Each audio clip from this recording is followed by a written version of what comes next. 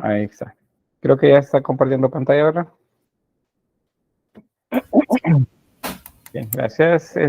Bueno, ya evacuamos pues de Bizancio la parte que corresponde al contexto. Ya vimos sobre arquitectura, que es principalmente iglesias, catedrales, no, más bien iglesias, las que se desarrollaron.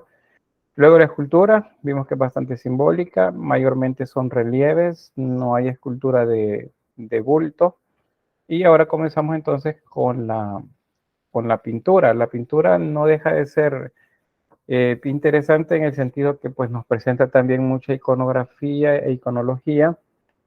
Son símbolos y signos que se comienzan a aceptar en el mundo cristiano a partir de que son elaborados acá en Bizancio. Y tienen que ver siempre con todos esos acomodos y reacomodos que la Iglesia Cristiana Católica está haciendo acá a efectos pues, de ordenar como el pensamiento, unificar el pensamiento que tienen alrededor de la figura de Jesús. Entonces la pintura pues va a tener sus características, más o menos siglo VI, cuando se puede hablar ya propiamente de pintura bizantina. Antes de eso se habla de tardorromano, en algunos casos. Eso significa pues que es pintura romana, pero con características de la religión cristiana. Usan las paredes de las iglesias, en este caso lo que trabaja son mosaicos, y también trabajan sobre madera, sobre tablas de madera, algunas pequeñas, unas medianas, y esos son los llamados íconos propiamente, que son imágenes que eran colocadas en un lugares específicos dentro de las iglesias y servían para enseñar a la gente acerca pues de algún personaje de los que se consideran pues divinos o algunas situaciones. Entonces eso es lo que vemos por acá. También hay algunas obras en pergaminos, los que actualmente se les llama códices, por ejemplo, que son textos que se realizaban y que iban condicionados también con imagen. Esas imágenes eran pinturas. El mosaico es principalmente entonces lo que más se va a utilizar. Si recuerdan, los mosaicos pues los utilizaron los griegos, pero quienes llegaron a desarrollarlo de manera bastante amplia fueron los romanos y lo utilizaban para los pisos en sus domus romanas, o sea, en las casas, ¿cómo se llama esto? En los edificios públicos, como las basílicas, por ejemplo. Y pues, lo que sucede en Bizancio es que pasa del suelo a las paredes de las iglesias. Esta imagen que estamos viendo, por ejemplo, acá, es una de San Apolinario y pues lo muestra acá como un orante. Él era un obispo dentro del cristianismo católico y se muestra como un orante. Acá en un contexto que ya más adelante, pues en otra imagen, es el jardín del Edén, donde se coloca. Bueno, sobre los mosaicos, pues ya sabemos que el material principal que se utiliza es la piedra de color, cortada en trozos muy pequeños que se denominan teselas. O sea, cada trocito de piedra o de cerámica, en algunos casos también, porque la cerámica se coloreaba, se le ponía una pintura y se esmaltaba. Esos eran también de colores. Y en algunos casos también piedras preciosas o semipreciosas, de manera puede enriquecer mucho el color del mosaico. Con Bizancio pues alcanza un esplendor bastante grande, muy adelante quizás en cuanto a uso, no, bueno, quizás igual más bien que el uso que los romanos hicieron aquí tenemos dos imágenes para observar pues las teselas, son esos trocitos de piedra acomodados para generar pues la idea de líneas o en algunos casos también del difuminado de los colores. Eso, por ejemplo, si lo vemos de lejos, observamos cómo los colores colocados en degradación tonal hacen que se vea pues un difuminado en el color, por ejemplo, acá abajo del ojo o acá arriba en la frente. Pero cuando observamos pues de cerca, entonces vemos que los colores están colocados de manera separada, son piedras de diferentes formas y colores que vistos a la distancia son los que generan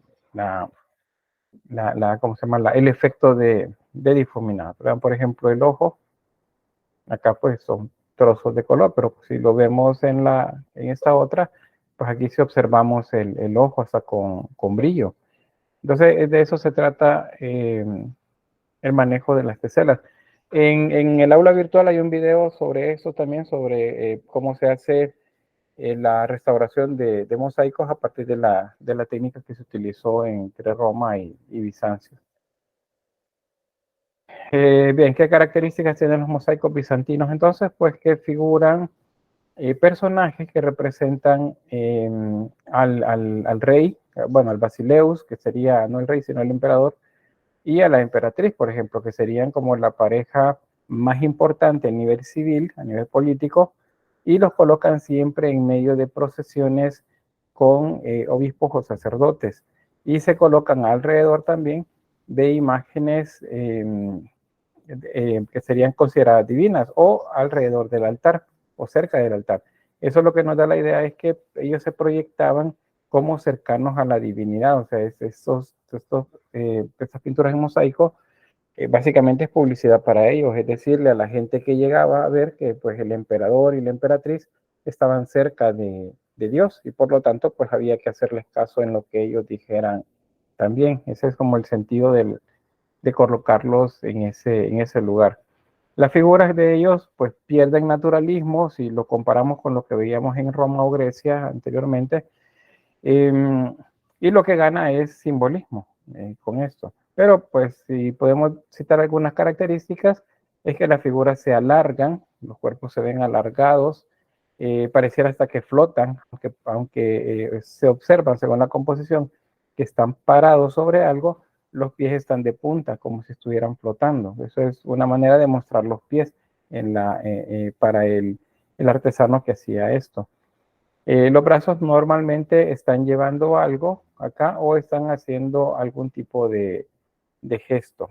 En algunos casos, pues es oración lo que significa. Vean que las imágenes, en este caso de la emperatriz, pues ataviada con muchas joyas. Y esa idea de las joyas, de las coronas, de los trajes pomposos, esa se va a pasar también a la representación de Jesús o de María, por ejemplo, porque pues es la idea de que ellos también son ricos, aunque la riqueza de ellos pues fuera espiritual o lo entendemos de esa manera, para los bizantinos pues era una manera de mostrar que ellos participaban pues de una riqueza también ostentosa, quizá un tanto más material, ¿verdad? Que es lo que al final les unía iconográficamente con la representación del Basileus y su esposa. Así que pues ahí vean también que hay color dorado acá. En algunos casos hay oro, pero en otros casos son pues colores más bien que imitan el metal para que se vieran como que efectivamente pues fuera oro. Pero no significa que no había, pero tampoco significa que todo lo que brilla es oro, como dicen en el refrán popular. Los ángulos, por cierto, o más bien los dobleces de las telas se realizan en ángulos bien geométricos. Vean acá en el caso del manto de la emperatriz, vean que es bien geométrico, no se ven tan naturales, igual acá los de esta cortesana que va junto con ella o de eh, seguramente obispo o sacerdote que acompaña también a la emperatriz. Y bueno, acá algo de lo que ya les decía, las vestimentas pues cubiertas con pliegues rectos y paralelos. Normalmente las capas se recogen sobre el brazo, que es lo que veíamos acá, están sobre el brazo.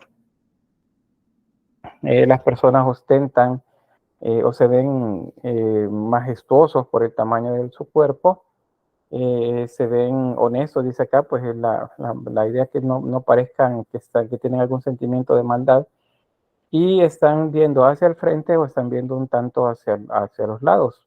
A veces ven hacia un lado porque a ese costado está la imagen, o hay una representación en imagen de algo sagrado también.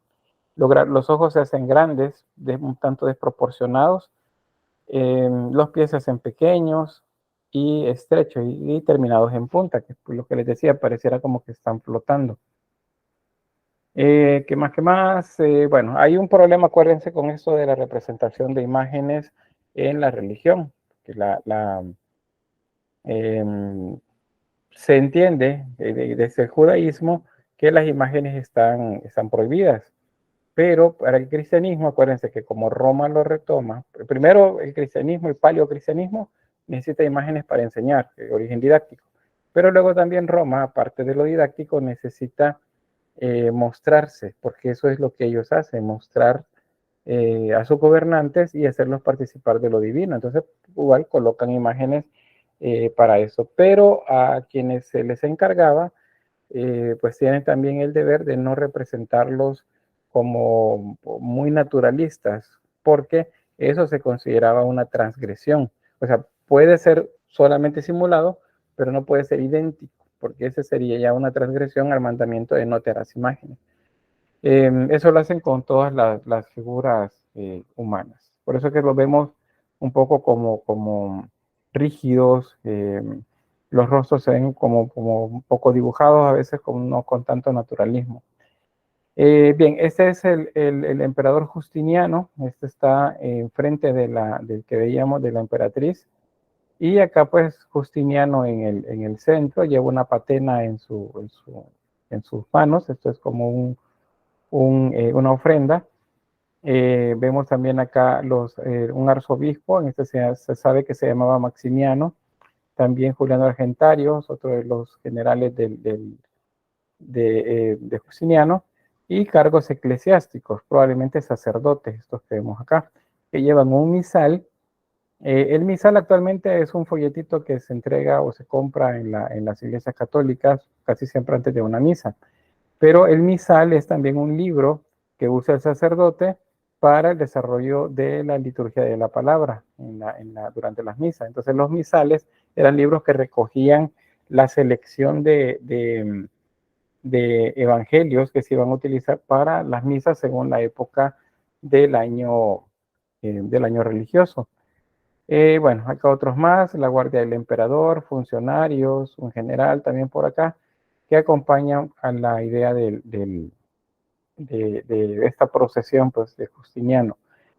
Acá hay un crismón en uno de los escudos, eso significa pues que el ejército pues estaba para servir a Cristo. Luego de algunos bueno, lo que ya les decía en las características, vean los pies delgados y apuntando hacia abajo, casi que pareciera que flotan, aunque se sabe contextualmente por la composición que están sobre el suelo.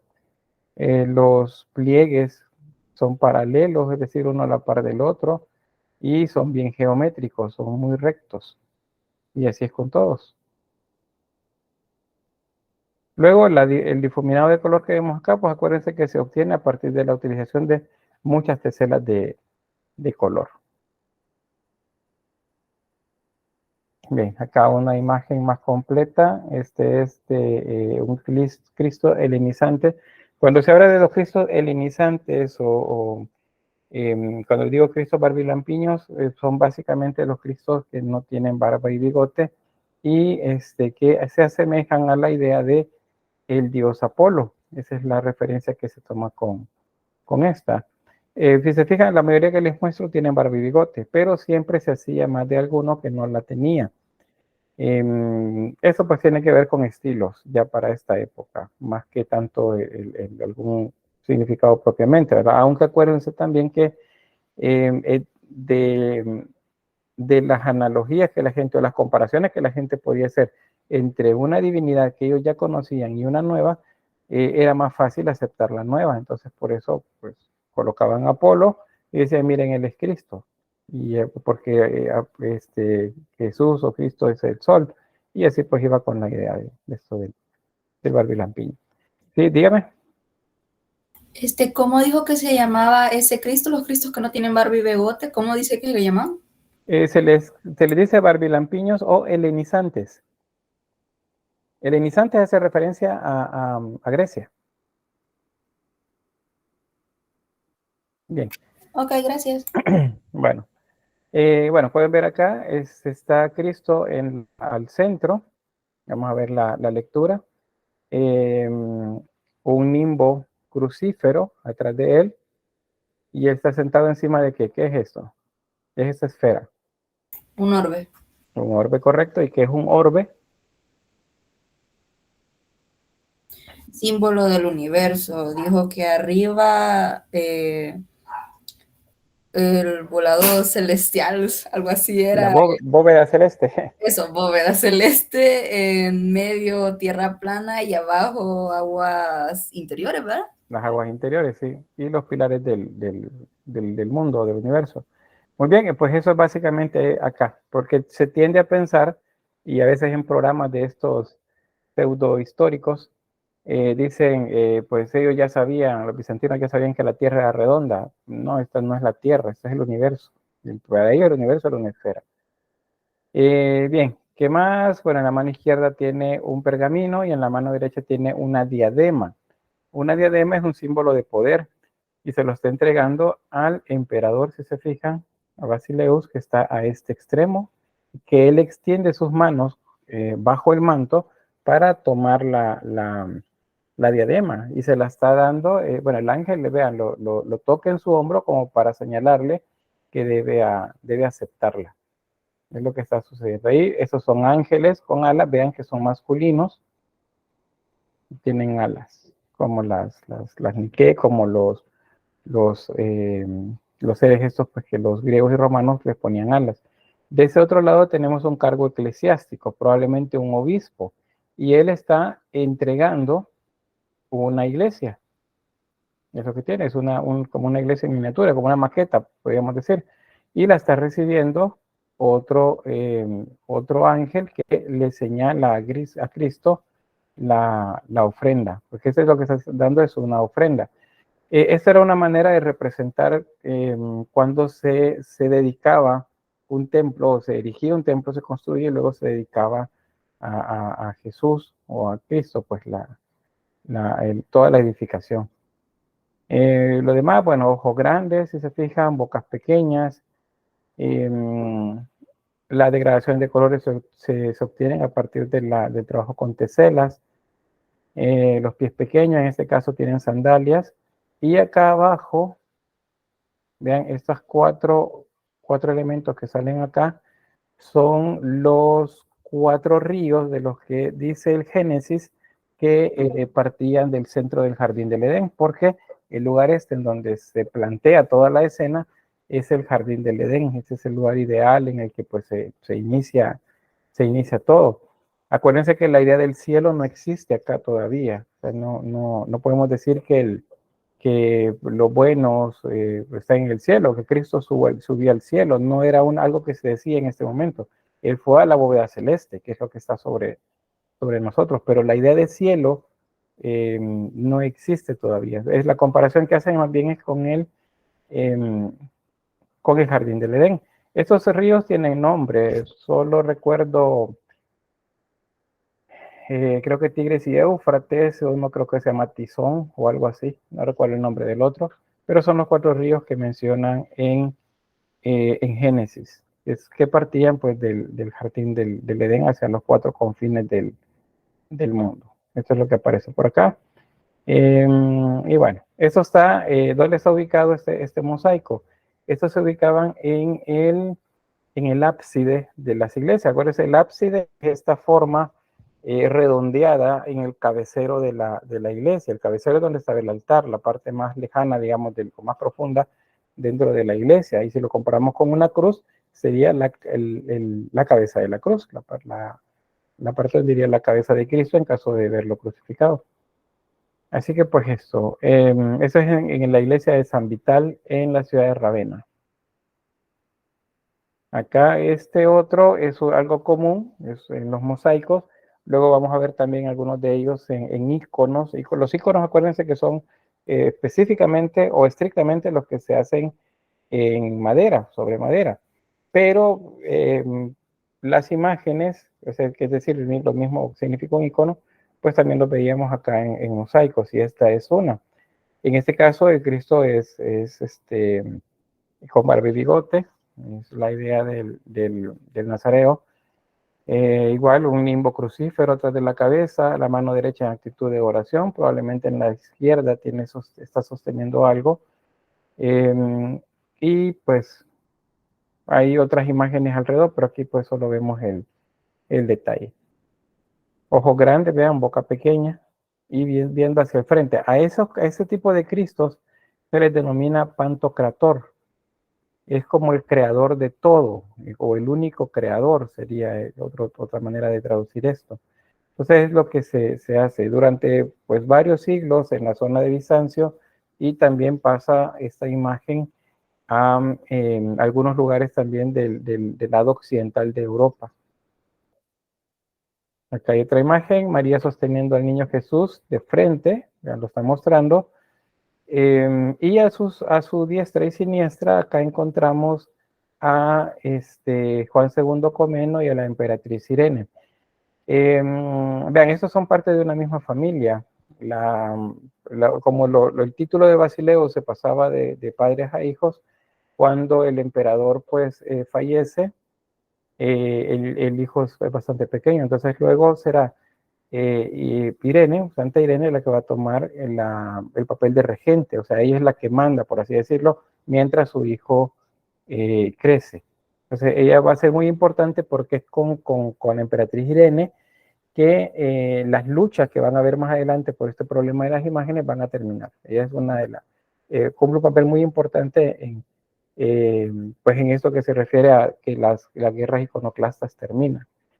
Bien, luego sobre esto, bueno, María tiene atrás de la cabeza de ella que un nimbo o una aureola. Un nimbo. Correcto. ¿Y el emperador y la emperatriz? Pues son de diferente color, así que supongo que son una aureola. Sí, aunque el color no, podrían ser del mismo color, pero la clave está en saber quién es. Si es alguien que sabemos que murió, entonces lo vamos a nombrar como aureola. Eso es lo que está. ¿Qué significa santidad? Básicamente significa lo mismo. Por eso es que muchos autores los ocupan como sinónimos, nimbos o aureolas, al final dicen que es lo mismo, pero no, en su origen son dos cosas diferentes. Bueno, Cristo igual acá, con una mano bendiciendo y con la otra sosteniendo un rollo, eso significa los rollos de la ley o los textos bíblicos. En el caso del emperador, él está sosteniendo una bolsa. Este es un símbolo de una ofrenda en dinero. Acá. Él lo está ofreciendo a María, y la emperatriz está ofreciendo un pergamino. Estos pergaminos son símbolos de títulos, o sea, le está diciendo que es dueña de una iglesia, por ejemplo. Le está otorgando a la iglesia el título en propiedad de una edificación. Y vean, pues los reyes ataviados con sus mejores galas y con colores muy pomposos, llenos de joyas. En el caso de María y Jesús, Jesús con un traje dorado en este caso, y María con un traje azul. El azul, acuérdense que es un símbolo de la bóveda celeste y tiene estrellas en ella. Acá. Acá tiene 3 estrellas, de hecho, si se fijan, están bien ubicadas en forma de triángulo. Esto es porque para esta época, estamos hablando de siglos 7, siglo 8 por ahí, esto, o esa idea del 3 ya era un símbolo de la Trinidad. Entonces por eso comenzamos a ver el 3 repetido simbólicamente en algunos elementos. Pero tiene 3 estrellas, aunque hay más, esas 3 están bien marcadas. Un símbolo de la Trinidad. ¿Qué más? ¿Qué más? Bueno, siempre alrededor de ella, pues los nombres en griego o algunos textos que hablan acerca de lo que se está sucediendo ahí. Otro más, ese está en la iglesia de Santa Sofía. Si hicieron el recorrido virtual, en el enlace que les dejé en el aula virtual, pues allí se ve en uno de los pasillos este mosaico. Y aquí se muestra a Constantino IX y a la emperatriz So. Y están igual, el emperador lleva una bolsa de dinero que está dando como ofrenda y ella está ofreciendo un título, como entregando pues en propiedad a la iglesia. Cristo está en una posición como de pantocrator, está viendo hacia un lado y está con su mano derecha bendiciendo y la izquierda sosteniendo el libro que es el símbolo de las escrituras, sentado en un trono, como pueden ver por ahí. Nimbo crucífero y a los laterales pues la palabra Cristo, las letras de la palabra Cristo, Ixo sería acá. Y pues el emperador y la emperatriz con aureolas atrás de su cabeza. Esto es otra cosa que tiene que ver con la ideología que se transmite a través de las imágenes, porque bueno, eso es para enseñar. ¿Y qué es lo que se enseña? Pues se enseña la ideología de la iglesia, lo que se llama catecismo. Bueno, que el catecismo como tal va a aparecer no acá, sino en el lado occidental, específicamente con el Imperio Carolingio. Pero ya había instrucciones, entonces en esas instrucciones es lo que se enseña, que las personas que son o que sirven a los intereses de la iglesia, pues se les considera santos. No solamente ahora es por martirio o por un ejemplo de vida, sino por lo que están otorgando. Entonces, por eso luego San Constantino, Santa So, por ejemplo, Santa Irene, San Comeno, o sea, son nombres que luego se van agregando porque pues se les da el título de santo. Bien, luego sobre los iconos en particular, pues ya algo les había mencionado. Icono viene de la palabra griega eikon, que significa imagen. Entonces, cuando decimos icono, básicamente estamos diciendo imagen. Pero icono en particular, cuando hablamos de Bizancio, nos estamos refiriendo a una imagen hecha sobre madera que representa a la divinidad o alguna escena relativa a la divinidad. Eso es algo también, debemos entenderlo así. Tiene características cada una dependiendo de la imagen a la que representan. Por ejemplo, esta, la imagen de Cristo, ya la habíamos visto en relieve, pues, en pintura se mantiene también la misma idea. Pueden ver acá, tenemos dos ángeles, en este caso, que están llorando, están lamentando la muerte de Cristo, el martirio que se le está dando. Atrás de arriba de la cabeza de él está el titulus crucis. Acuérdense que el titulus crucis se refiere a la madera que se clavó en el lugar donde lo colgaron a Cristo para decir que era Jesús Nazareno, rey de los judíos, en griego, en latín y en hebreo. Eso. El que más conocemos es el INRI, el INRI, eso es en latín, Jesús Nazareo, rey Judeorum. Es Jesús Nazareno, rey de los judíos. Es el que más conocemos, pero lo ponemos ahí las letras solamente INRI. ¿Qué más sobre ello? Bueno, igual se mantiene en cuanto al icono, es decir, las reglas para hacerlo, iconográficas. María a la derecha, Juan a la izquierda. O sea, María a la diestra, Juan a la siniestra. Cristo tiene el dorso desnudo, solamente tiene un faldín alrededor de las caderas y las piernas en este caso, si se fijan, están cruzadas. Eso es porque tiene un solo clavo. Significa eso que la pintura es casi seguro que fue hecha después del siglo VI. Es que es cuando ya se comienza a hablar de la Trinidad, les decía. Por eso aparece el símbolo de 3. Acá María pues se lamenta, está llorando, recoge sus manos sobre su pecho. En el caso de Juan, una mano colocada en su cabeza, como sosteniendo su cara, perdón, sosteniéndose el rostro, pues en actitud igual de lamento. Acá. Y acá la sangre que emana del cuerpo de Cristo, acá si se fija, bueno, tal vez no se alcanza a ver, pero acá es como si está goteando. sobre ellos. Y también acá de los pies gotea y luego se mueve como si fuese un río. Esos son símbolos de la sangre de Cristo, que es uno de los términos también que se van a utilizar dentro de las enseñanzas religiosas. Estos iconos, por ejemplo, la persona, ayer les mencionaba, si alguien le encargan hacer uno, pues el sacerdote o el obispo le explica qué es lo que quiere y esa persona la va a realizar en el sentido de generar una imagen que le represente a la divinidad. Y se va a considerar que eso es ¿cómo se dice? Es de inspiración divina. O sea, es Dios quien le inspiró para que esa imagen la pusiera de esa forma, porque así sucedió, así se explica, así sucedió. Y por eso se dice que son o vienen de Dios, pues estas imágenes. Y luego alguien más la ve, le parece que es correcto lo que se muestra y es pertinente para las enseñanzas, entonces lo copian.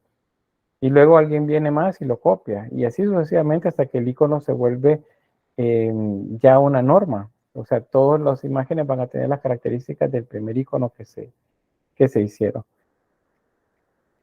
Bien, ¿qué más? ¿Qué más?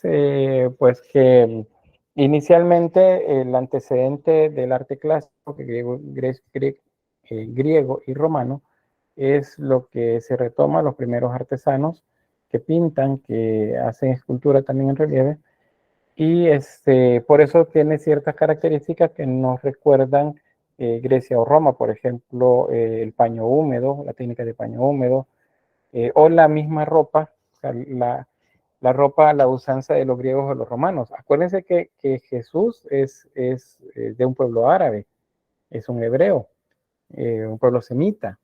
Entonces, para ellos los códigos de vestimenta son como de la cultura árabe, de esa manera. Pero en las representaciones que se hacen acá, en el contexto de una cultura que nace de Roma, que conquistó Grecia en esa región, pues entonces las imágenes se hacen a la usanza de griegos y romanos. Por eso es que las figuras tienen esas características. Y así va a ser con los iconos más adelante también, y las pinturas más adelante también. Se va a tomar el modelo romano de vestimenta y se va a dejar el hebreo. ¿Y cuál es la razón? Los romanos son los que construyeron el cristianismo, acuérdense, ellos fueron los que teorizaron sobre esto y fueron los que colocaron pues los iconos sobre cada cosa que querían mostrar. No sé si hay alguna pregunta, algún comentario hasta acá. ¿O estamos bien? Todo bien, Nick. Bueno, gracias. Hoy ahí siento que hay mucho silencio hoy. ¿Está lloviendo por ahí? Bien. Otra cosa también con esto es que siempre vamos a hablar de la imposibilidad de representar aquello que existe en el mundo de manera exacta, porque entonces sí se consideraría que se está transgrediendo la prohibición de hacer imágenes de lo que existe en el cielo y en la tierra. Es decir, que mientras solo sea una imagen que lo representa, entonces está bien, pero si lo hace igualito, entonces ya está transgrediendo, ¿sí se entiende? Novia dice que está lloviendo, casi no escucho. Bueno, está terrible la lluvia. Aquí estaba lloviznando hace rato, pero ya no llovió. Bien, ese es otro término interesante. Y bueno, son dos términos, pero ahí les remarco el de iconoclasia. También podemos decir o hablar de iconoclastia o ¿qué se llama eso? Los iconoclastas, aquellas personas que estaban en contra de las imágenes. Acuérdense, hay una prohibición. No te harás imagen de nada del cielo ni nada de la tierra. Pero algunos siguieron leyendo el libro y dijeron más adelante, no, miren, aquí dice que sí, porque Dios le manda a Moisés que haga imagen de querubines como custodias del arca. Y entonces dicen, bueno, entonces hay cosas que sí se permiten, pero hubo un buen grupo que no las aceptaba y mucho menos las aceptó cuando esas imágenes comenzaron para la gente que llegaba a las iglesias a convertirse en una representación como muy real. O sea, la gente llegaba y sentía o pensaba que la imagen que estaba enfrente efectivamente era María o era Jesús el que estaba frente a ellos. Y entonces eso comenzaron a considerar que estaban transgrediendo eh, una ley de Dios. Entonces decían, no, eso ya no se puede hacer, eso no se debe hacer. Entonces los iconoclastas dijeron, no, las imágenes pues hay que quitarlas, hay que deshacerlas, y pues comenzaron a las luchas, especialmente porque un emperador, un Basileus, dijo que pues las imágenes no se consideraban, no eran, no se estaban usando para enseñar, sino que se estaban usando para generar cultos un poco raros. Acuérdense que los romanos eran politeístas, luego los bizantinos, y por eso la población pues eran politeístas convertidos al monoteísmo. Entonces muchas costumbres se siguieron haciendo, ritos, ofrendas o cosas así a las imágenes que ahora eran cristianas. Entonces eso es lo que no gustó a un grupo, incluyendo el emperador. Entonces las proscribieron, es decir, que prohibieron las imágenes. Pero como esta era una opinión dividida, la mitad dijo no, no puede ser posible que las destruyan. Y entonces se generó esta serie de luchas internas dentro del cristianismo eh, para destruir imágenes. A eso se le llamó iconoclasia o iconoclastia. La iconodulia es el otro término, ese es lo contrario. La iconodulia es la veneración de las imágenes. Venerar, debemos diferenciarlo de adorar. La adoración se hace cuando se piensa que la imagen que está enfrente es la divinidad en persona. La veneración es cuando esa imagen solo representa un recuerdo o una estampa, como si fuese que una fotografía, por ejemplo, que solo nos recuerda a esta persona divina. Y por eso lo hacían de esa forma. Entonces, los dos términos enfrentados son esos, quienes hacían iconodulia, o sea, hacían veneración de las imágenes, estaban en contra de los iconoclastas. Y los iconoclastas estaban en contra de los que hacían iconodulia. No sé si se entiende, ¿verdad? Son dos bandos enfrentados acá.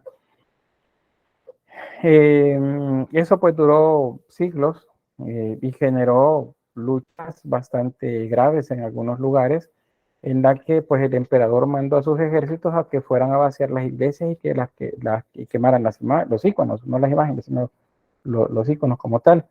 Si habían imágenes también en relieve también, las destruían, las quebraban. Y los que sí querían las imágenes, pues ellos luchaban por rescatarlas, por esconderlas o llevarlas a otros lugares en los que pues el emperador no tenía eh, tanta incidencia. Y eso enfrenta a la autoridad civil, que sería el Basileus, el emperador, lo enfrenta con el representante principal de la Iglesia Católica, que es el Papa. Entonces el Papa de este momento tiene diferencias con el Basileus por el problema de las imágenes. Entonces manda a mover imágenes a otros lugares en los que sí la gente pues las acepta y el ejército pues no tiene mucho papel en ese lugar. Y bueno, así va a ser durante varios siglos, hasta que pues es a través de la emperatriz Irene que se logra establecer una diferencia entre veneración y adoración. Y dicen, la adoración está proscrita, o sea, está proscrita, está prohibida, pero la veneración no. O sea, sí se puede venerar una imagen como si fuese el recuerdo de alguien, pero no se le puede tratar a esa imagen, a ese icono, como si fuera el ser en que sería presente pues en el lugar. Esa es la diferencia. Y esa explicación trasciende los siglos y es la que los católicos tienen actualmente sobre el uso de las imágenes. Dicen, bueno, no, es que la imagen no es, esa imagen que está ahí de la Virgen no es la Virgen. Me sirve para recordarme de la Virgen. Y yo lo que hago es venerar la imagen nada más, como si fuese un recuerdo, una fotografía, por ejemplo. Usted tiene una fotografía de un familiar que falleció, ustedes la ven y pues saben que es un recuerdo de esa persona. No piensan que la fotografía es la persona en físico. Entonces esa es la diferencia. Una vez establecida esa diferencia, en aquel momento, que es la que les digo, perdura hasta la fecha, entonces se acabaron las luchas iconoclastas. Y la imagen otra vez volvió a tener mucha importancia en las iglesias de nuevo. Siempre hubieron quienes no estuvieron de acuerdo y por eso es que hay muchas iglesias dentro del territorio bizantino que tienen características como estas. O sea, solamente la representación de una cruz y las paredes vacías. Eso significa que quienes gobernaban pues en esta zona no tenían pues ánimo de colocar imágenes en la iglesia. Pues esta es la de Santa Irene, por ejemplo. Acá. Bien, ¿se entiende lo de las luchas iconoclastas? La iconoclasia y la iconodulia. Sí, se entiende. Bien, gracias. Vamos a seguir entonces por acá. Hay tres tipos de iconos. Los iconos para el culto. Culto me refiero a veneración, que es lo que acuérdense que es lo que sí se permitía. Estas imágenes representan a la divinidad como con su apariencia física humana y lo presentan pues, como para que lo conozcamos. La imagen de Cristo, María, Jesús niño, los apóstoles, cualquiera de ellos, los evangelistas también, cualquiera de ellos, se presentaban de esta forma. Y esto es que representaba entonces apariciones y milagros que ocupaban lugares importantes pues, en los santuarios o en las iglesias. Este es un icono de Cristo, vean, ahí tenemos arriba, dice en griego Cristo o Ixus, es un nimbo crucífero, y acá tiene otros términos que eso sí no les sabría pues, leer, qué es lo que dice acá en griego. Igual el texto en griego acá en el libro, con la mano derecha se bendice, con la otra se sostiene el libro. Vean que está observando hacia el frente y la boca cerrada y muy serio. Es una manera de mostrar severidad y autoridad por sobre los demás. Otros iconos son descriptivos narrativos. Eso significa que nos transmiten un mensaje relacionado con una historia, por ejemplo, de las narradas en la Biblia, o de las que vienen por tradición oral también, y que tiene que ver con los dogmas de la fe cristiana. Acuérdense que un dogma es una verdad que no se puede cuestionar. Por ejemplo, decimos Cristo murió y resucitó al tercer día. Esa es una verdad que no se puede negar. Eso es algo absolutamente prohibido, decir que eso no sucedió. Entonces eso se le llama dogma. Luego vemos en esta imagen que nos presenta la historia de la crucifixión, que tenemos al Cristo puesto en una cruz. Tenemos dos ángeles que flanquean la imagen. Acá él observa hacia su lado derecho, acuérdense, el brazo derecho de Cristo, y ahí está María. Atrás de ella encontramos a otras mujeres. Estas son las Marías a las que se refieren muchos pasajes, los textos del Nuevo Testamento. María Cleofas, María de Magdalo, María la hermana de Lázaro, y no recuerdo qué otras más por ahí, junto con María, la madre de Jesús. Y luego acá tenemos al lado izquierdo, es siempre el que se presenta más cerca, este es Juan el Evangelista, el discípulo amado, al que le dijo, hijo, ahí tienes a tu madre, madre, ahí tienes a tu hijo. Ese es el que se presenta más cerca. Y atrás de él, otros apóstoles. En este caso, vemos uno aquí en primer plano y otros más por ahí atrás. Luego, la misma idea, crucificado en este caso con 4 clavos. Vean, lo está puesto sobre este pequeño como pedestal y ahí están los clavos y luego la sangre que corre hacia el pie de la cruz y de ahí se convierte en un río. Esto les decía, lo de la sangre de Cristo, cuando se habla de ríos de agua viva, pues eso se representa de esa forma en el icono de la crucifixión. Esos narran, acuérdense, una escena. Los de devoción, esos son los que representan advocaciones de la Virgen, que sería, bueno, antes de eso quizás sí saben que es una advocación, ¿verdad? Que es una advocación referido a María. ¿Qué es?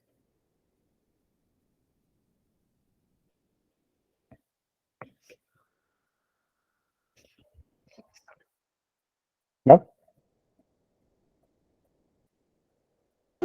Como un llamado. No.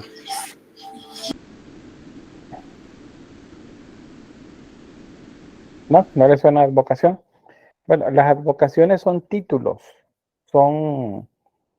que se le dan a la Virgen principalmente. O sea, son como los apellidos que lleva la Virgen, lleva la Virgen María.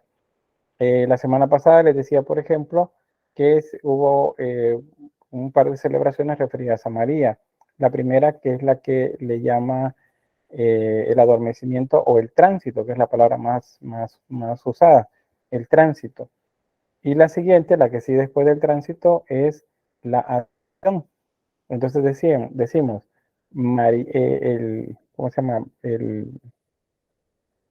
La Virgen del Tránsito, decimos, o la Virgen de la Asunción. Nos estamos refiriendo a María, pero con un título. El tránsito nos designa la acción del adormecimiento y la asunción, el que fue llevada al cielo. O dicen, por ejemplo, Virgen Reina del Cielo. Ese es el siguiente paso dentro del ciclo mariano. Es María siendo coronada como Reina del Cielo por Jesús y por Dios Padre, ante la presencia de Dios Espíritu Santo. Esos son iconos que van a aparecer más adelante, o imágenes que van a aparecer más adelante. Entonces, las advocaciones son títulos. ¿Otros más que ustedes conozcan? ¿O ya explicando eso? No, ni así tampoco. ¿No le suena Fátima, de las Rosas, Medjugorje, del Carmen? ¿Qué más? ¿Qué más? De Guadalupe, Asunción. de la Asunción, ajá. Bien, pues todos esos son títulos y esos títulos se les llama advocaciones, unas advocaciones de la Virgen o advocaciones marianas. También se representa de esta forma a los personajes de la Trinidad Santa y algunos otros, pues, de apóstoles, de lo que aparece como por ahí. Bien, esos son los tres tipos de iconos entonces. Ahí van a tener un resumen acerca de esto que hemos estado hablando de los iconos para que lo revisen. Y pues ahí vamos a poder ver luego en el, ¿cómo se llama? Cuando ustedes tengan el material, recuérdense que lo pueden descargar. Ahí van a tener esto para que lo estudien como despacio. Esas son otras imágenes, siempre son iconos, las que representan como imágenes de, de algo relativo siempre a la iglesia o de la misma, ¿cómo se llama esto? De la misma doctrina cristiana. Entonces, eso sería como lo que aparece por ahí. Esta, por ejemplo, la cruz patriarcal, es la que se conoce también como cruz ortodoxa. Ya le voy a sacar por acá. ¿Ven? Esta tiene un brazo grande acá y luego tiene unos brazos pequeños arriba. Los brazos pequeños de arriba lo que representan es el llamado títulos crucis, o sea, la madera que se colocó donde decía Jesucristo, Rey de los Judíos. Y alrededor de ellos lo que vemos es una procesión. Este obispo lo que está haciendo es mostrando la cruz, una manera de santificarla, y hay una ceremonia alrededor de ella. Y tenemos presente acá, pues, probablemente, pues, cargos eclesiásticos acá alrededor o marianos también. Acá está la imagen. Esta es la cruz patriarcal, como les decía. En algunos casos le llaman cruz Niké, eso es victoria, acuérdense. Y bueno, el texto que les decía acá. Jesús Nazareno, Rey de los Judíos, que es el título que diría acá en esta zona. Por si la ven, esas las utilizan bastante en ¿cómo se llama esto? En la iglesia ortodoxa, ahí es donde más se ve. Bien, luego referencias sobre la iconografía mariana. Eso es importante para que entendamos el origen del título. Acuérdense que desde la antigüedad los pueblos han hablado acerca de la diosa madre. Las Venus paleolíticas son las primeras que observamos sobre esto en el periodo paleolítico, o sea, especialmente de 40.000 años más o menos a unos 10.000, 12.000 años antes de Cristo. Luego en el periodo neolítico, allí vemos que siguen haciéndose imágenes referidas a lo femenino y siempre marcando las partes, ¿cómo se llama esto? Los caracteres sexuales primarios para hacer una representación de la maternidad y por lo tanto de la fertilidad también. Luego en Creta vimos también esto, las llamadas diosas serpientes, en la que tenían pues los senos descubiertos y tenían serpientes en las manos. Las serpientes en su origen, en la época antigua, son símbolo de agua, porque acuérdense que la forma en la que las serpientes se mueven simulaban los ríos vistos a la distancia, pues como si fueran serpientes que se movían en los valles o en los bosques.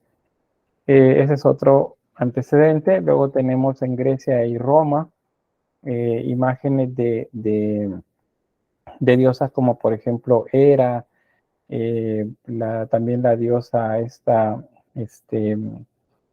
Gea, que es la diosa, la madre tierra, también las diosas referidas a la agricultura, todas ellas pues son símbolos de fertilidad y de maternidad, por eso se hacían de esta forma. Esta, por ejemplo, como punto de amamantar, esta otra sentada en un trono, y así pues otras más. En Egipto también tenemos Isis amamantando a Horus, igual, o las representaciones de Nut, por ejemplo, la diosa que representa a la bóveda celeste. Y lo vemos ahí pues con estrellas alrededor de su cuerpo, encima de su cuerpo.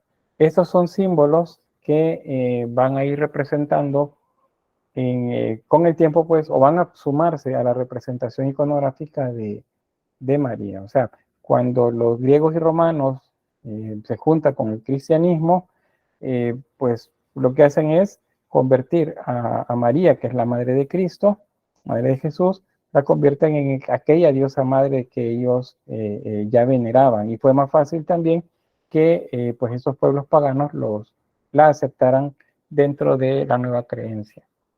Hay algunas características propias de los iconos marianos, las advocaciones que ya les mencionaba, ¿las acuerdan? Hace un momento los títulos referidos a María, pero un dato es que en Oriente, o sea, en las iglesias ortodoxas, cristianas ortodoxas, hay muchas más advocaciones referidas a María que en el Occidente, que sería el catolicismo. Acá siempre hay como un enfrentamiento, ¿verdad? En la idea la idea alrededor de María. Para los cristianos no católicos, pues María es una mujer más que tuvo un montón de hijos de José. Aunque José ya para cuando conoció a María, pues ya era era un anciano. Eso no lo dice la Biblia, pero sí está en los evangelios apócrifos. Ya no podía tener hijos, digamos, o así, o si podía, pues quién sabe si lo logró realmente. Pero es una de las cosas que genera a veces discusión. Ahí eso de que si tuvo más hijos o no tuvo más hijos. Depende de quién le pregunten, aquí corriente les va a decir que sí tuvo y los otros les van a decir que no tuvo. Pero lo que sí vamos a entender en el arte que vamos a estar viendo acá es que no se representa con más hijos que Jesús. Y dentro de lo que va a ir apareciendo más hacia adelante en el tiempo, pues se va a tomar luego como dogma la virginidad perpetua de ella, es decir, que era virgen antes, durante y después del nacimiento de Jesús. Pero eso es un dogma, digamos, relativamente reciente, creo que no tiene ni 250 años más o menos, que se estableció que eso era así, aunque sí se creía de eso desde antes. Bien, ese personaje, Ernest Ross, establece en los iconos bizantinos grupos. Y aquí podemos ver entonces, por ejemplo, esto, que es la llamada Teótocos, La Virgen Theotokos es la que para él es una representación de María como Madre de Dios. O sea, en el icono se presenta a María sentada en un trono con el niño Jesús sentado en su regazo. Lo vemos por acá. Y alrededor de ella, pues en este caso, ángeles. Acá. ¿Qué más? ¿Qué más? Bueno, los colores para ella son siempre rojo y azul, igual que lo son para Cristo, porque son colores relacionados con los líderes, con los gobernantes. Entonces, por eso se hacían de ese color. Luego vemos, en el caso de Cristo, es un tono naranja y blanco con el que se representa. Un dato también es que, acuérdense, el naturalismo acá no se toma en cuenta, no hay proporción aplicada en las imágenes, y entonces ahí es donde observamos, como en este caso del niño Jesús, que por el tamaño de la cabeza, pues es como que estemos viendo a un adulto pequeñito. No tiene la anatomía de un niño pequeño, pero por el tamaño, por estar sentado en el regazo de María, pues entonces se entiende que es una representación de Jesús niño. A eso se le llama entonces Theotokos, que es María como Madre de Dios. Esta es otra también, esta es bastante popular en este primer momento, porque acuérdense que María es la personificación de la diosa madre, entonces es la llamada Galactotrofusa o Virgen de la Leche. Esa lo que representa es a María amamantando al niño Jesús. Eso es algo completamente natural que se representaba bastante en los iconos bizantinos. Vamos a ver algunas también en el periodo románico, en el periodo gótico, en el renacentista también, pero del barroco en adelante comenzó a eliminarse. Aunque hay algunas en el barroco, pues más bien las líneas dadas por los concilios de esa época es que esa imagen se vaya minimizando por una razón, porque que amamante al niño Jesús lo que está haciendo es énfasis en la idea que ella es madre y es una dimensión humana. Entonces la dimensión humana de Jesús siendo amamantado por una mujer, entonces como que le restaba, en ese momento de la historia, le restaba un poco de peso a nivel de lo divino. Porque acuérdense, esos personajes tienen un carácter divino y uno humano. Entonces, el divino debe pesar más sobre el humano. Y en este caso era como que al revés. Por eso es que es popular en esta época, lo va a ser durante varios siglos, pero luego poco a poco se va a eliminar.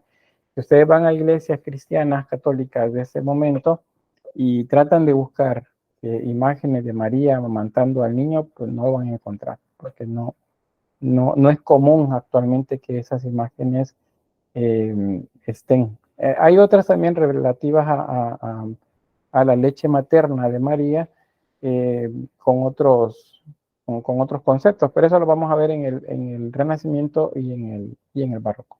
De esta época es Galactotrofusa y significa Virgen de la Leche. Esta es otra más, la Virgen Odigitria. Esta es María sosteniendo al niño Jesús en sus brazos y lo señala. Si se fijan, está mostrándolo. Lo está señalando con su mano derecha, con la izquierda lo sostiene y está diciendo que Él es el camino. Se dice, Él es lo que dice con la mano. Noten también la posición de la mano, vean los dedos. Es el símbolo que ya veíamos en los relieves de Cristo, cuando se veía pues haciendo ese símbolo que les decía es un símbolo del amor.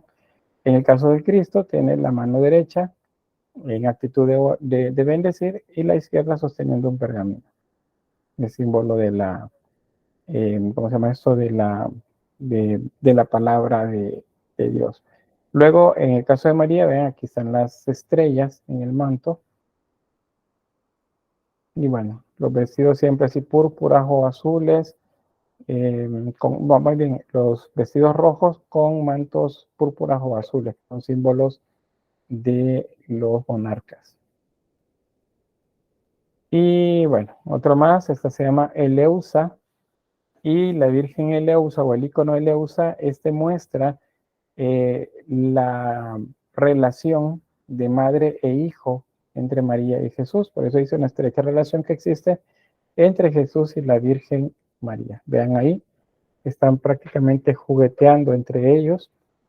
Ella le aprieta el cachetito con el de ella y él le sostiene el mentón y le agarra el manto. Entonces es como que están jugando entre ellos. Eso lo que muestra es una relación muy cercana entre ellos. Otra vez, en el caso de María, el traje es rojo y lleva un manto y un velo azul, como un azul ultramar, con estrellas sobre él, que son símbolos del cielo.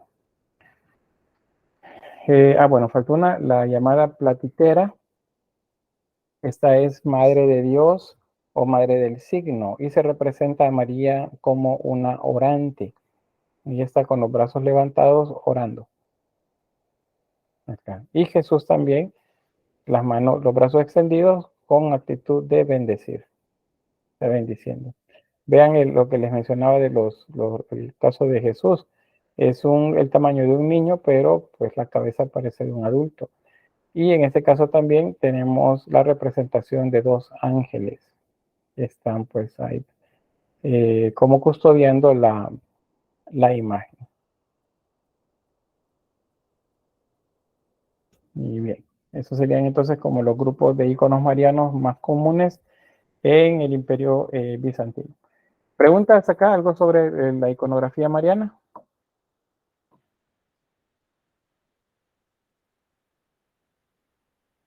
No, Lick. No. Hoy hay bastante silencio. Ayer siento que estaban como con más cuestionamientos que hoy.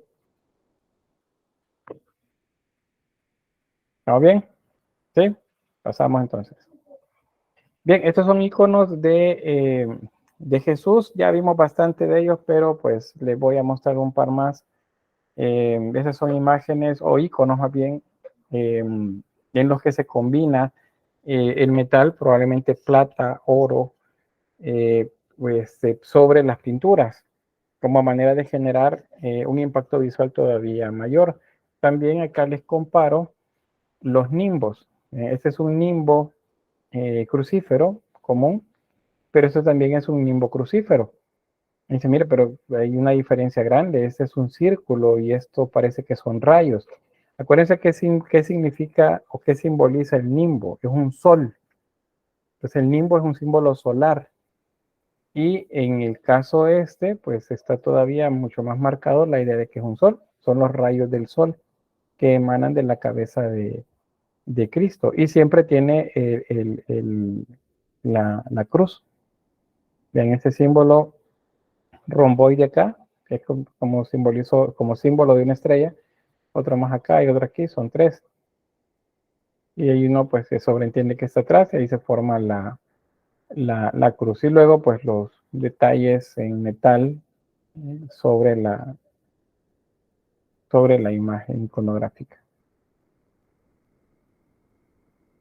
Otro icono, bueno, este ya vimos varios, sí, vamos a verlo un poco rapidito.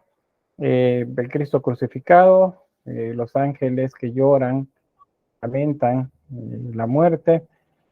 A la diestra de él, ahí tenemos a María, sostenida por las otras Marías, María Cleofas, María de Magdalo, María la hermana de Lázaro.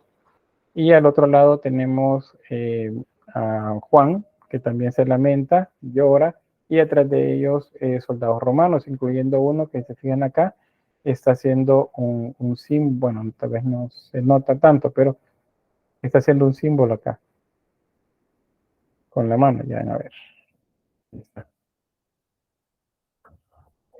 Aquí cualquiera puede decir el símbolo del rock, no, es el símbolo del amor lo que le está haciendo acá. En la tradición cristiana, pues se habla acerca de varios soldados romanos que en el momento de la crucifixión se convirtieron al cristianismo, pues Longinos y otros más, que no la Biblia, sino los evangelios apócrifos y la tradición, pues sí los nombra. Probablemente pues es uno de los que están por aquí.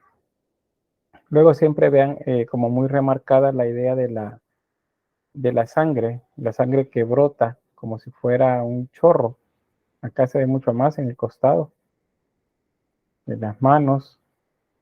y acá de los pies. Vean, los pies acá están doblados y hay un solo clavo.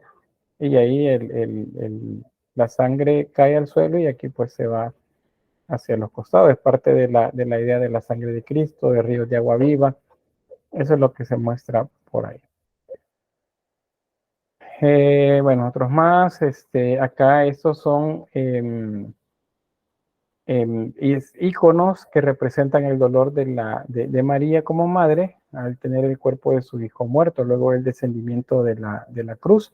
Hay varios momentos de eso, el descendimiento, cuando se lo entregan a ella y otro es cuando lo entierran.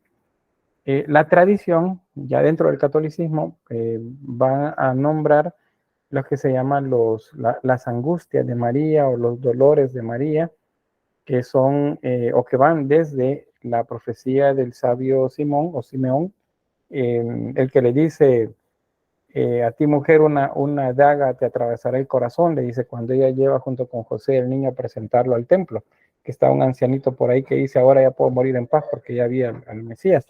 Él le dice, una daga atravesará tu corazón, le dice. Esa se considera una primera angustia y así van otras más, hasta la última, que es cuando colocan el cuerpo ¿cómo se llama esto? En el sepulcro. Esa sería otra más.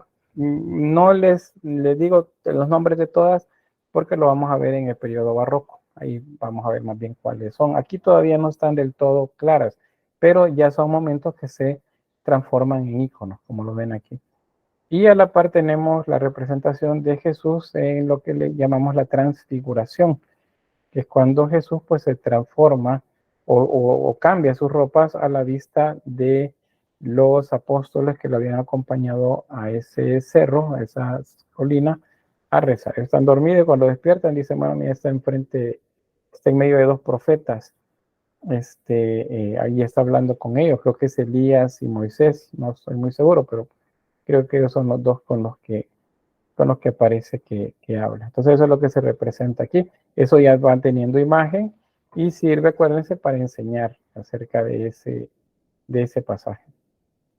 Hay una variedad grande de iconos, no los vamos a ver todos, pero estos, tanto porque son temas que les he mencionado en algún momento, se los traigo acá.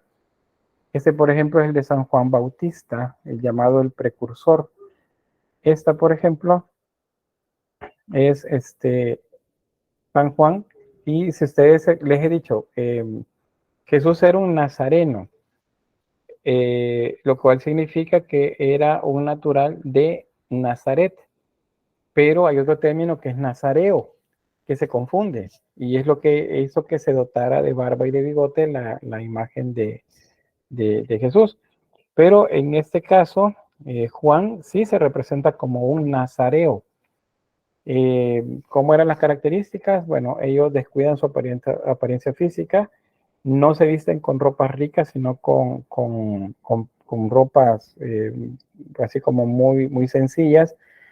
A Juan se le representa bastante vestido con pieles de animales, así muy como que solamente las cortaron y se las puso encima. Por eso si se fijan en la imagen, se ve como rayado la tela de la ropa. También descuidan su apariencia física, les decía, vean el pelo. El pelo se ve como despeinado. Igual lo hacen con la barba. El tono de piel lo hacen oscuro para mostrar que estaba sucio. Sucio digo de su cuerpo. O sea, de su piel. Y bueno, siempre el símbolo de santidad, que en este caso es una aureola, la que tiene sobre la cabeza. Este es otro icono también. Ese es lo que son un poco... son raros porque muestran a Juan con alas. Bueno, ¿por qué Juan tiene alas? Juan el Bautista, ¿por qué tiene alas? Es un ángel. Pues sí, en el sentido de que etimológicamente ángel significa mensajero. Entonces Juan es un mensajero.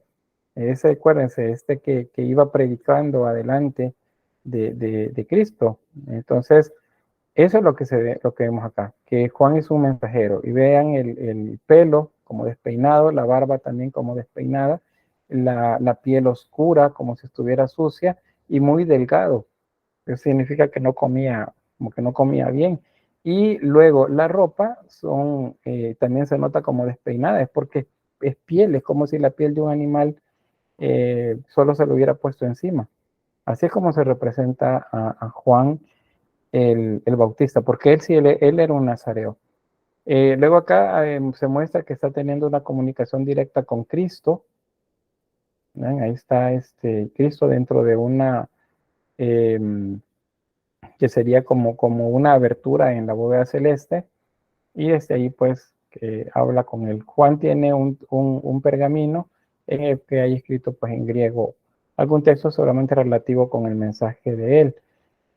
A los pies de Juan acá se ve una bandeja con la cabeza de él, y acá atrás un palo, un pequeño tronco por ahí, con una hacha. Acuérdense que el martirio de él fue que le cortaron la cabeza, porque fue lo que pidió Salomé, luego que su madre, Herodías, me parece que se llama, le dijo que eso es lo que le tenía que pedir a Herodes. Y bien, ese sería entonces como el icono de Juan. Y que ya se los he mostrado en otros momentos, y ya les he hablado también, la Dextera Domini, o la mano de Dios, la mano derecha de Dios, la que se muestra en composiciones como por ejemplo donde aparece Abraham, que va a cortar la cabeza o el cuello de Isaac, y aparece una mano ahí que lo detiene. Y así en otras escenas también aparece una mano como que de la nada pues se abre, como en actitud de bendecir o de detener algo. Esa es la Dextera Domini, es el símbolo de Dios. No hay otro símbolo de Dios en esta época, será hasta más o menos siglo VII, siglo VIII, donde a Dios se le va a representar como un hombre corpulento y ya mayor, con barba blanca larga y pelo largo blanco también. Eso va a ser más adelante, no es el principio. Bien, ¿preguntas sobre iconos? ¿No?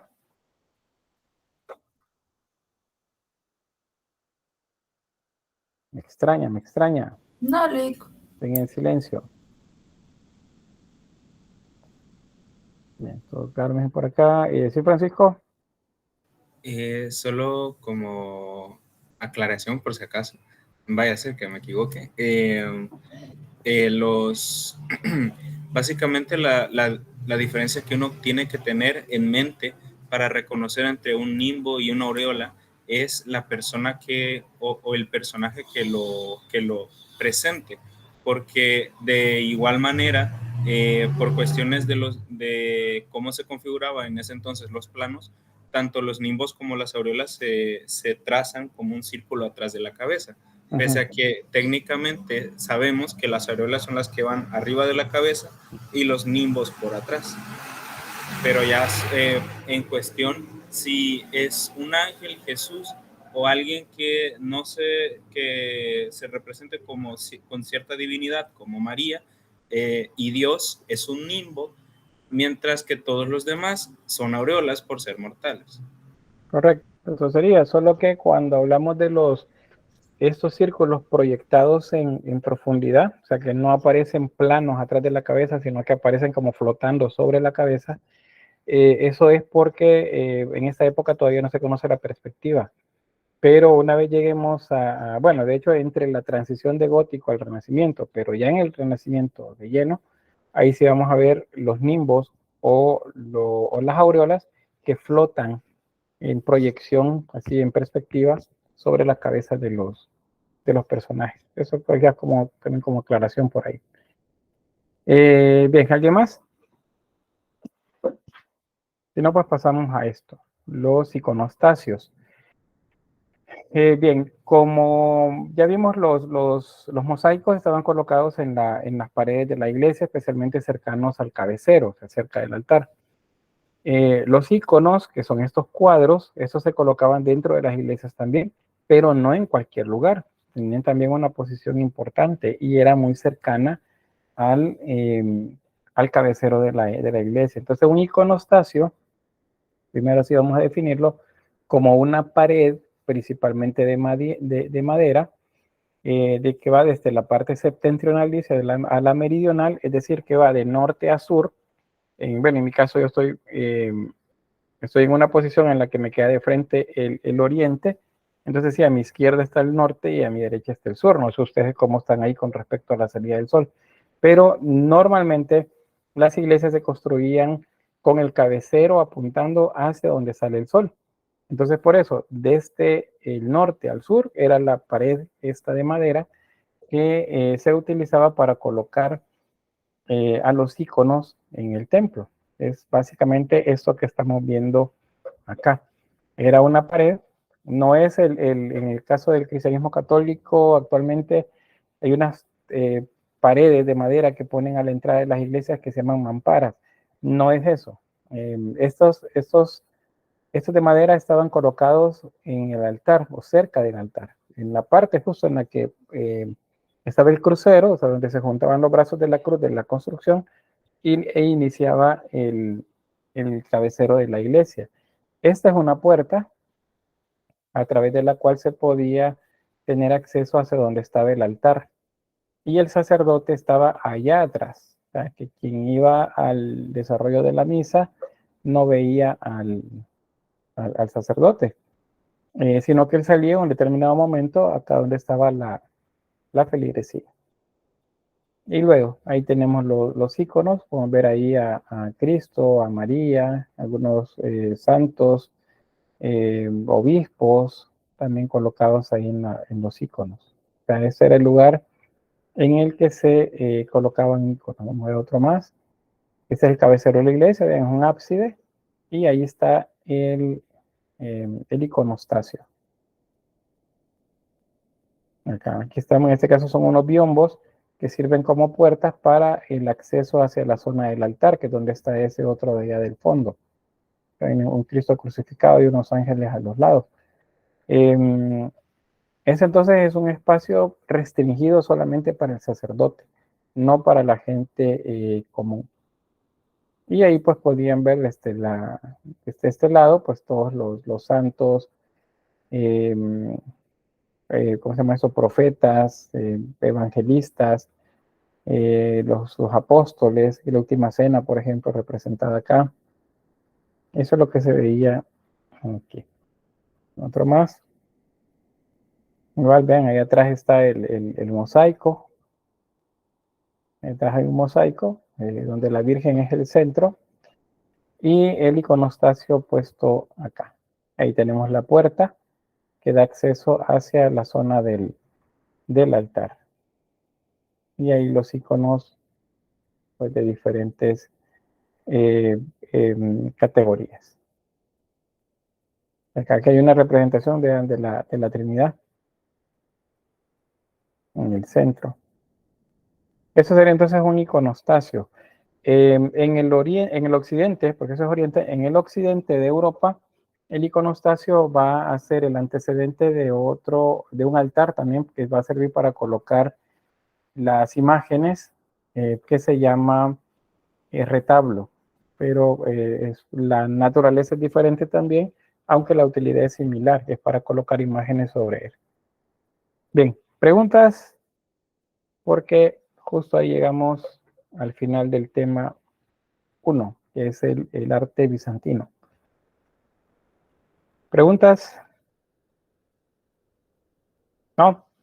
Bueno, voy a tener la grabación acá porque pues llegamos hasta aquí con este tema.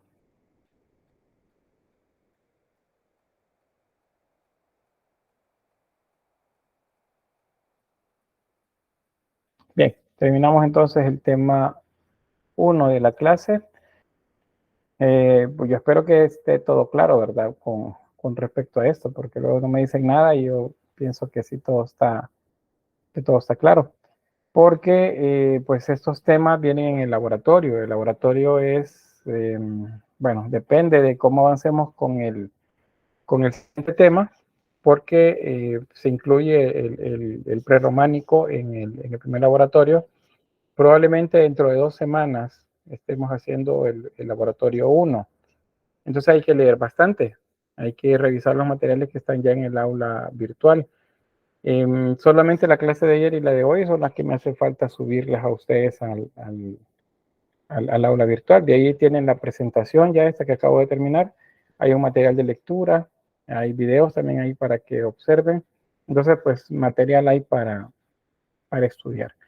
Y pues vamos a aprovechar el tiempo y solo déjenme por acá conectar la computadora que me está descargando y voy a presentarles pues al menos la parte del contexto del siguiente tema.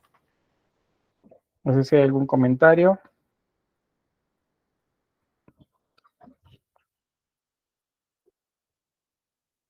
¿Qué ha pasado hoy? Pues, ¿qué les han hecho que están con mucho silencio? ¿Ya le dieron las primeras notas en algún examen, algún laboratorio? No, todo bien. Bien, entonces vamos a continuar por acá. Voy a grabar esa parte para no repetir después.